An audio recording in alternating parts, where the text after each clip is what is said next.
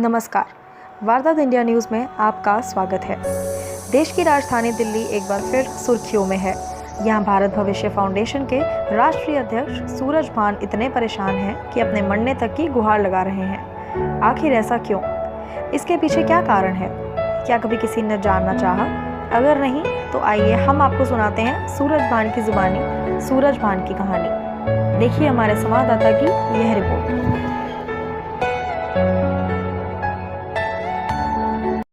दर्द क्या होता है इंसान वही समझ पाता है जो इससे जूझ रहा होता है। दर्द कई प्रकार के होते हैं, लेकिन कुछ दर्द ऐसे होते हैं जो समाज द्वारा खासकर किसी खास व्यक्ति को बारंबार दिए जाते हैं, और जब बारंबार कोई दर्द दिया जाए तो वह असहनीय हो जाता है, और ऐसे में उस दर्द सहने वाले व्यक्ति की भड़ास एक दूसरे प्रकार से निकल कर आती है। जी हाँ, इसी दर्द की बात मैं कर रहा हूं, जिस दर्द को सह रहा है भारत भविष्य फाउंडेशन का राष्ट्रीय अध्यक्ष सूरज भान और बल्लू पहलवान। बल्लू पहलवान इस दर्द से इतने करा रहे हैं और हर किसी के ऊपर आरोप लगाते हुए कह रहे हैं कि इन्होंने मुझे ये दर्द दिया है, जबकि मैं इसका अधिकारी नहीं हूँ। आइए मैं सूरज भान जी से बात करता हूँ। जी सूरज भान जी, सबसे पहले हमारे चैनल पर आपका स्वागत है। धन्यवाद आपके चैनल को। सूरज भान जी, अभी सुनने में आ रहा है कि आपके साथ कुछ विभिन्न प्रकार की अवांछित घटनाएं घट रही हैं। क्या घटनाएं हो रही हैं? देखो, अभी नहीं, ये तो 8-9 साल से मेरे साथ चल ही रहा है। 8-9 साल से चल रहा है, क्योंकि आप लोगों को भी और हकीकत का पता तो सब लोगों को है, क्योंकि सब रोटी अनाज खाते हैं। और क्या हो रहा है, ये हिम्मत नहीं है लोगों में सच्चाई को बताने की, उठाने की। लेकिन एक हद होती है, एक अति होती है। जब एक हद हो जाए और पानी सिर के ऊपर चला जाए तो उसके बाद आवाज़, सच्चाई की आवाज़ उठानी पड़ती है। क्योंकि जब किसी के पास खोने के लिए कुछ नहीं रहता तो उसको आवाज़ उठानी पड़ती है। जैसे कि मेरे साथ प्रशासन इतनी बेरहमी से, इतनी दुष्टता से, इतने मतलब अपनी पावर का गलत इस्तेमाल कर रहा है 8 सालों से, और मैं सहते सहते लीडर बन गया। और अब जब तक मेरी सांसें है, मैं सुसाइड करना चाहता हूं वैसे तो, और मैं अपने घर वालों के साथ, लेकिन मैं चाहता हूं कि मैं मरूं तो लाखों आदमियों को न्याय मिले। उनके साथ ये जो जब जिसके पास लाइजन है, जिसके पास पावर है, वो पावर गरीब और कमज़ोर लोगों पे ये प्रशासन ना आजमाए। देखिए, मरने की बात तब होती है जब मामला कहीं से भी शांत होने वाला नहीं होता है। आपके साथ कुछ इस तरह की क्या घटना हो गई जो कि आप अपने और परिवार के साथ मरने की बात कर रहे हैं? देखो जी, जेल में बैठे बदमाश वो मेरे किसी भी आदमी को उठा ले जाते हैं, उसको धमकी देते हैं, काम धंधा करने नहीं देते। तो खाएंगे हम क्या? अगर काम धंधा नहीं होगा, कोई बिजनेस नहीं होगा, तो खाएंगे क्या? उन्होंने इतना उनको डरा दिया है, वो मेरे पास बात करने से भी डरते हैं, और उनको गुमराह कर दिया है कि ये मेरे बारे में गलतफहमियां फैला दी है उनके। क्या प्रशासन आपको इस संदर्भ में कुछ सहयोग नहीं कर रही है? प्रशासन तो बदमाश मिला हुआ है, वो मिलके उसको उनसे जेल में उनके साथ फ़ोन पे कांटेक्ट रखते हैं। आप भले ही उनके मोबाइल नंबर की जांच करा ली जाए, 1 साल का, 2 साल का, उनका डाटा निकलवा लिया जाए, कॉल का और जो लोकेशन का, दूध का दूध और पानी का पानी हो जाएगा। ऐसा भी सुनने में आ रहा है कि प्रशासन बार बार आपको किसी न किसी केस में उठा के ले जाती है, और आप अभी कुछ मेडिसिन भी ले रहे हैं। क्या है ये? देखो जी, आदमी जब दुखी रहेगा, परेशान रहेगा, काम धंधा नहीं रहेगा तो खाएगा क्या? तो भूखा मरने से अच्छा है इनकलाब की आवाज़ उठाई जाए। खुद मरने से अच्छा है कि मुझे पुलिस मार दे, मुझे झूठा इनकाउंटर में बदमाश मार दे। मैं तो मरना चाहता हूँ, जीने छिक चुका हूँ, क्योंकि इतना प्रताड़ित कर दिया हूँ, इतना दुखी कर दिया हूँ कि मेरा दिल आत्मा रोती है और बद्दुआएं देती है उन प्रशासन के भ्रष्टाचारियों को।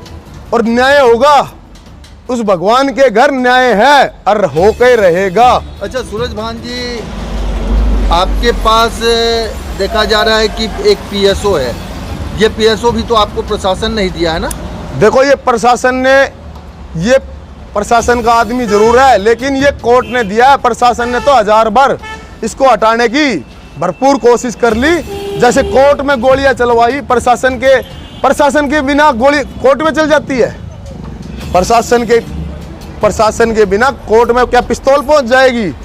सारा हाथ प्रशासन का होता हर चीज में। अगर प्रशासन चाहे तो भ्रष्टाचार और क्राइम को खत्म कर दे जड़ से, लेकिन नहीं, क्योंकि भ्रष्टाचार एक वो बीमारी है जैसे एक कुत्ते का हार्ट होता है ना, उसमें निकलता कुछ नहीं है, लेकिन उसको कुत्ता चूसता रहता है।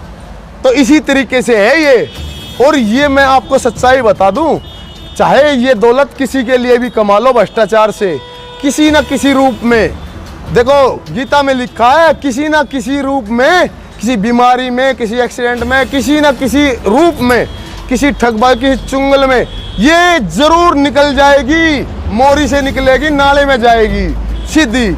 क्योंकि अगर आपको मोक्ष की प्राप्ति करनी है तो आपको प्रशासन को उस कुर्सी पे बिठाया हुआ है जो भगवान की तरह है वो कुर्सी, जहां आप सच्चाई का साथ दो और न्याय करो, अन्याय ना करो। अच्छा सूरज भान जी, आप इसी मकान में रहते हैं? ये मेरा ऑफिस है। ऑफिस से है। दो यहाँ जो है हर जगह मैं देख रहा हूँ सीसीटीवी, क्या अंदर में भी सीसीटीवी है? मेरे यहाँ पर 20 सीसीटीवी लगाए हुए हैं मैंने। अगर 20 सीसीटीवी हैं और प्रशासन आपको जब भी परेशान करती है तो आप सीसीटीवी का सहारा क्यों नहीं लेते प्रशासन को? देखो पुलिस कहती है कि तेरे पर केस लगा के और जेल में पहुंचा देंगे। मैंने कहा पहुंचा दो, मेरे पास सीसीटीवी है। तो सीसीटीवी तो बाद में आप दिखाते रहना कोर्ट में, इतने तो कई साल तारीख पे तारीख, सन्नी देओल वाली बात है, तारीख पे तारीख तू बुढ़ा ही होकर लिखड़ेगा। तो मैंने बुढ़ा क्यों होना भाई?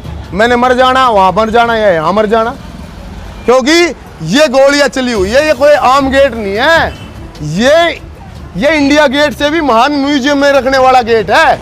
यहाँ पर देख लो, ये गोलियां देख लो, ये गोलियां हैं, ये छुपा रखी है, ये गोलियां हैं, हकीकत देख लो, ये गोलियां हैं।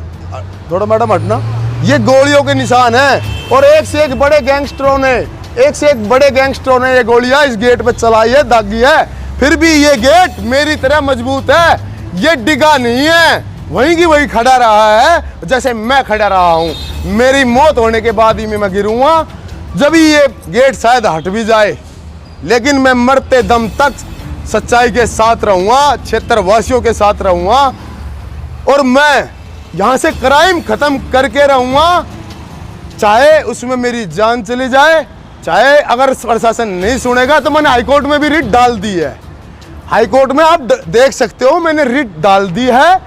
गलत कामों के, जो ये गलत काम हो रहे हैं, प्रशासन करा रहा है, उनके खिलाफ मैंने पार्टी ही प्रशासन को, एसडीएम को, डीसीपी को, डीसी को, एमसीडी को, पीडब्ल्यूडी को, सबको बना लिया है, क्योंकि गलत होने नहीं दूंगा। और मैं अपने जीते जी तो बिल्कुल नहीं होने दूंगा। अगर चाणक्य जी ने कहा है गुरु जिनसे आज भी अर्थव्यवस्था सारी चीज देश की चल रही है, गुरु चाणक्य जी ने कहा है, अगर देश के लिए मरना, बलिदान देना हो तो एक गांव का दे दो, एक राज्य का दे दो। गांव के लिए बलिदान देना हो एक कुनबे का दे दो, और एक कुनबे के लिए बलिदान एक घर का दे दो, और एक घर के लिए बलिदान देना हो तो एक आदमी का दे दो। मैं अपना बलिदान देना चाहता हूँ भ्रष्टाचार के खिलाफ, अपनी खुशी से थोड़ी, जबरदस्ती से, प्रशासन की जबरदस्ती से, गुंडों की जबरदस्ती से। जी जैसा कि आप अपना परिचय दें। नमस्कार जी, मैं राखी पवार भारत भविष्य फाउंडेशन की टीम से जुड़ी हुई हूँ पहलवान जी के साथ काफ़ी सालों से। जो हमारे पहलवान जी की जायज़ बातें हैं कि आज तक प्रशासन सुनता नहीं है, वो उन्होंने बिल्कुल ठीक कहा, नहीं सुनता है। जैसे कि आप जानते हैं कि वहाँ पे पंकज गार्डन कॉलोनी के पास किकर स्टैंड है, हमारे एक सदस्य के साथ ऐसा हुआ था कि सर उनके बॉडी सड़ रही थी 15-20 दिनों से, लेकिन उनकी कोई सुनवाई नहीं हुई। हज़ारों आदमी वहाँ पे जुड़े हुए थे, उसके बावजूद भी प्रशासन ने सुनी। लेकिन बल्लू पहलवान जी के कहने पर वहाँ पे जाम खोल दिया गया था, लेकिन पुलिस ने क्या किया, उनकी एफआईआर नहीं दर्ज की। आज तक कोई रिपोर्ट का पता नहीं है। वैसे ही कुछ नहीं कह सकते सर उसके बारे में। अच्छा, भारत भविष्य फाउंडेशन में आप कितने दिनों से जुड़ी हैं? काफ़ी साल हो गए हैं सर, काफ़ी साल हो गए हैं। कि आपने देखा और सुना बल्लू पहलवान को, इनका स्पष्ट कहना है कि भ्रष्टाचार आज समाज में एक कोढ़ की बीमारी की तरह फैल चुका है, जिसका समाप्त होना निश्चित है। उसके